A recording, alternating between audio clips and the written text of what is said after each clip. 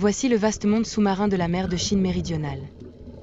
Nombre de ces récifs coralliens que vous voyez sont réparés et plantés par des scientifiques de l'Institut d'océanologie de la mer de Chine méridionale, à l'Académie chinoise des sciences.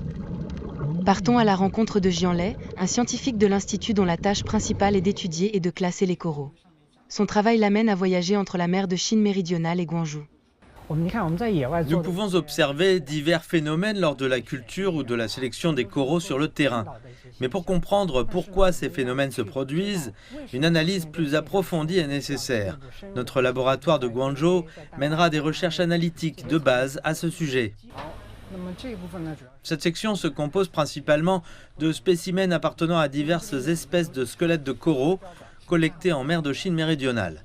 Nous nous appuyons sur ces spécimens pour confirmer les espèces de coraux et comprendre la biodiversité de la région. Jusqu'à présent, l'Institut a restauré le corail dans une zone s'étendant sur plus de 30 hectares.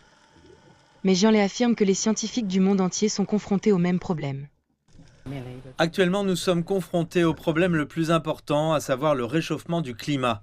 L'augmentation de la température de la mer provoque le blanchiment des coraux, ce qui les rend plus susceptibles de mourir.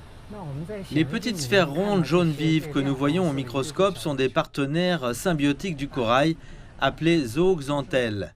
Lorsque les coraux sont confrontés à des vagues de chaleur marine, ils expulsent les zooxanthelles de leur corps, un phénomène que l'on appelle le blanchiment des coraux.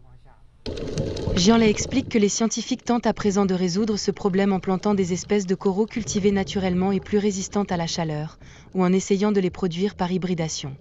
Il ajoute que la Chine redouble d'efforts pour protéger les coraux. Dans notre pays, en particulier au cours de la décennie écoulée, les meilleurs efforts en matière de protection des coraux et des récifs coralliens ont été déployés grâce à la législation.